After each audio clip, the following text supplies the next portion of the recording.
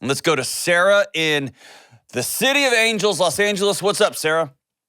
Not much. How's it going? We are rocking on to the break. We're not. I'm just sitting here in a studio. It's kind of being lame. How are you? I'm good, thanks. I have a question for you surrounding our family identity, meaning what should we call ourselves? I hear you on the show. Sweet. You love my nicknames. Is that what you're calling for? I do. I don't know what to call myself. So, no. Yes. Just our family name. So I hear you talk on the show a lot about, the family values and drawing them up. And then you'll say things like, we're the Delonys, and Delonys are people who X, Y, Z. Yes.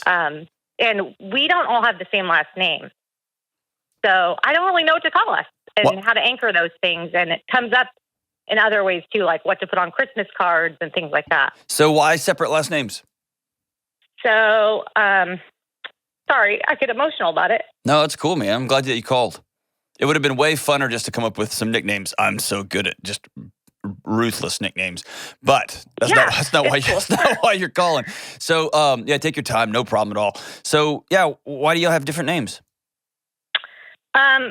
So I'm married to my husband, who's wonderful, and is definitely the father of all three of our kids, but he's only the biological father of our 6-month-old. Okay. And I have a 6 and 8-year-old whose father died. Oh, I'm so sorry. What was his name? Yeah. Dan. Dan? Mm-hmm. Good guy? Great guy, yeah. When did Dan pass away? Almost 7 years ago now. 7 years ago? That's still right there on top of your heart, isn't it? Yep. Yeah. How did he pass away? A heart arrhythmia, sudden, totally unexpected. Oh man, I'm so sorry. And so, how'd you meet this new guy? At work.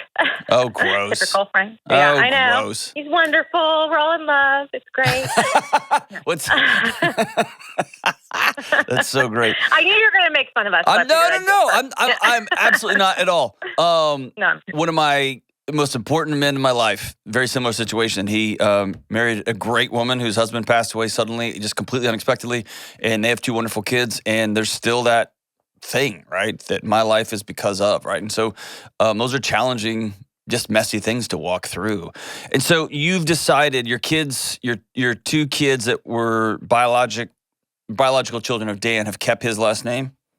Yeah. Okay. We're still really involved with his family, and that's important to them, and the kids have not expressed any desire to change their last name. So at this point, they're keeping their dad's last name, their original dad's last name, and I just struggle a little bit, I think, because I had my parents' last name growing up. My husband had his parents' last name growing up, and there's some family pride behind it. And to say we are the, let's say, quote-unquote, Smith family, and there's something behind that, Whew. How honest do you want me to be with you? Brutal. Go for it. Come on, Sarah. Not super brutal. Hey, it can't get any worse than the guy that you're, have kids with dropping dead on you. So go for it. Well played. I see what you did there. I've talked to you for like 2 minutes now, okay? And my impulse, this is just from my guts,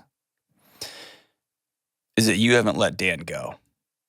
And my guts says, you have a picture of family that is still haunting you because your new family that you love dearly, make no mistake, that you love dearly doesn't look like that old picture.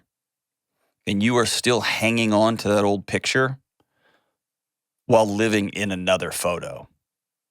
And your body can't reconcile 1 foot here and 1 foot here. Or more damning, half your heart here and half your heart here. Right.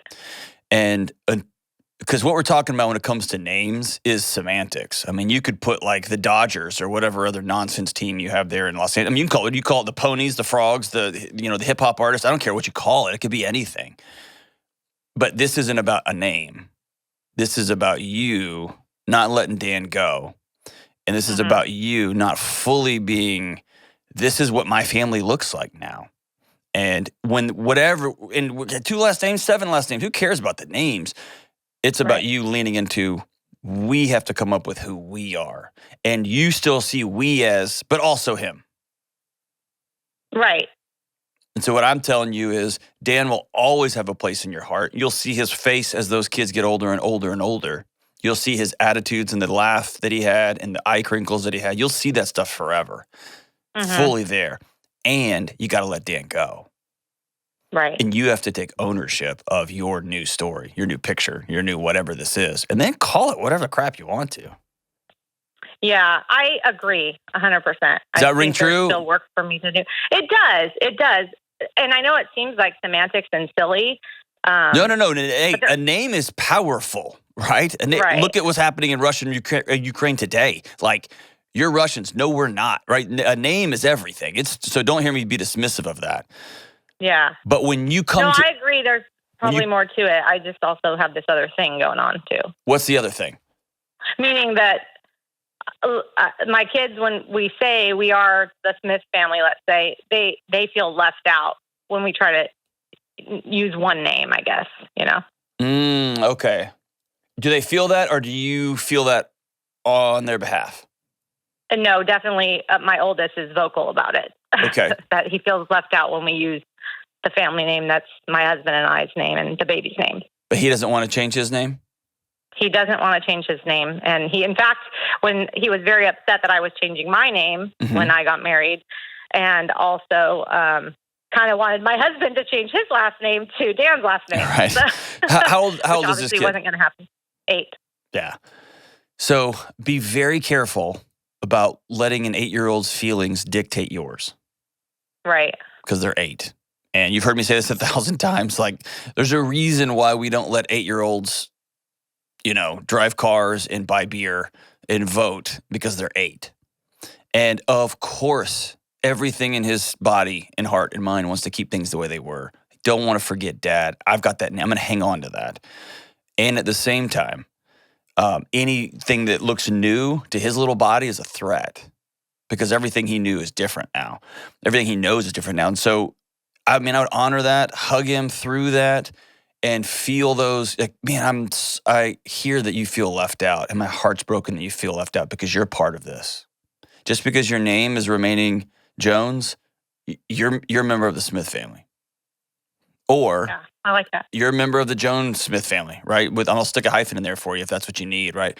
But you're here. You're in this gang. And in fact, here's what's going to happen. If he tracks, he's going to pull on the rope. He's going to pull on that tether and see how tight, see if you're going to leave too. See if this new guy's going to leave too. And he's going to yank and pull and kick and bite and claw and see if his little muscles can push away too, because it's happened once before. And that's just his sweet, beautiful little body trying to protect him.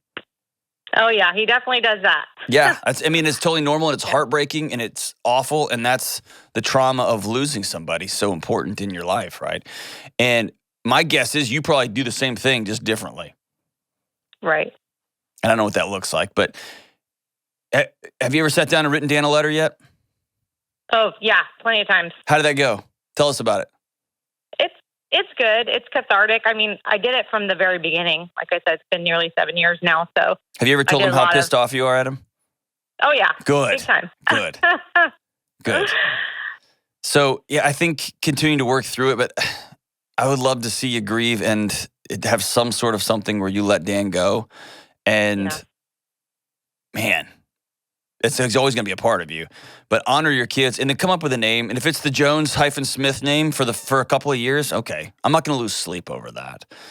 It's more important to do the unity exercise, which, I would love to have the Jones-Smith values. Would be great. Right. And just throw a hyphen up there. Is that something y'all can do? Yeah, I think so. I think so. And here's what would be real important. Invite your 2 young ones, Dan's kids, invite them to participate in this. Not only participate, but to take some major ownership in this. Who are we all going to be? Yeah, that's what I liked. That's what I liked about it when you talk about it on the show, is having the kids participate, have them buy in. I like that. And even if they say, what are some things that, Dan, what are some things that your original, what are some things he would have wanted on this list? Because here's the thing. He's, half of your kids are him. Right? And so, man, bring Dan to be a part of this thing. And I know that's like I'm talking out of both sides of my mouth. Let him go. But your kids can never let him go. Half of them is Dan, right? So what are some things that Dan, Dad, would want you to put in here? right? To put on this form, to put as a part of our values. What's something that meant values to Dad? And they may not know, or they may make it up something. They don't have a lot of memories of him because one's only 8, right? He's 1 year old. But you can bring some stuff. He loved laughter. He loved joy. He loved respecting other people. He loved different opinions, and he loved, wrestling, whatever the things are. Add those things are. Let them know that the other half that rests within them is strong and good, and you let that half, let him go. Let him go. And then begin to truly live into that picture that you have. Makes my heart feel good that you've been writing letters for years. That's fantastic. Maybe it's time to write the letter that says, it's time for me to let you go. I got 2 little boys to raise and another 6-month-old by this other guy who's pretty awesome, by the way, but I met him at work and gross. But here we are in the new story.